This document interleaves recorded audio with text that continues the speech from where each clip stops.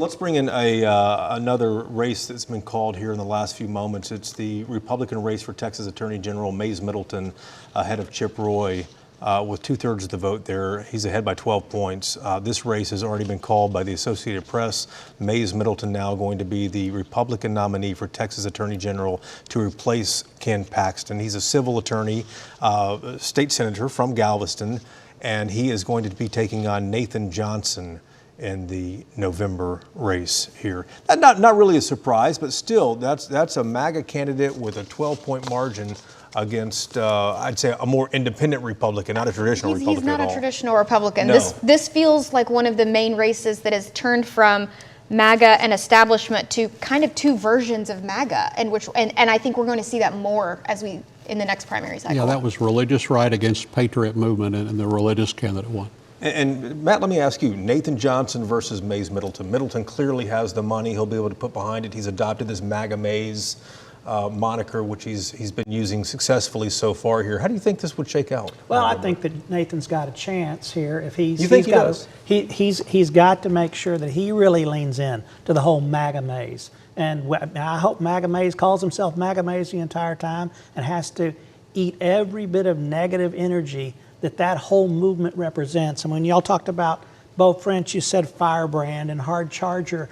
Those aren't the right words. This is a guy who openly campaigned on attacking Muslims, and his own party condemned him for posting anti-Semitic stuff online. I mean, that's who their party is really being led by. And our party and Nathan Johnson's got to make sure that that's what MAGA Mays stands for too. Well, why do you think that Ken Paxton, a MAGA candidate, has run away with this tonight, that Mays Middleton has, that these other MAGA candidates have done so well, but Beau French is in a much tighter race at this hour? Well, it's much further down the ballot, and Beau's a very divisive person, apart from being somebody who is extreme and somebody who separates based on race and other things. But beyond that, he's controversial. Even in his own party of Tarrant County, they were ready to get rid of him. Yeah, no, you're right about that. A number of Republicans have condemned things he said. They've gone after him, but still. But we shouldn't be surprised he's not winning by more. We should be appalled that he's winning at all. Well, nobody had heard of Jim Wright. Nobody knew who Jim Wright. You could ask everybody in the state who's chair of the Railroad Commission. Nobody would have known. People don't know what the Railroad Commission is, bud. He won the Railroad Commission seat because his name was Jim Wright, and it was the simplest name on the ballot. It kind of rang a bell.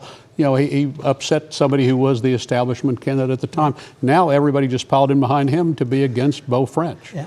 And that, you know, and that's also, he really had nothing going. But it may not be enough. You still may have a guy like Beau French get himself nominated in the Republican Party in Texas. And Beau French, to understand Beau French, you have to go back to one tweet where he says, everything that I write is to get attention.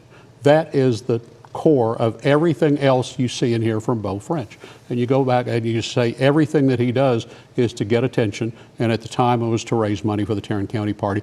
But he's from the Steve Bannon wing of the party, which is not in line with a lot of the MAGA. But we can't let him off the hook on that. I mean, that's cover. That's cover to say, oh, I don't really mean it. I'm just getting attention.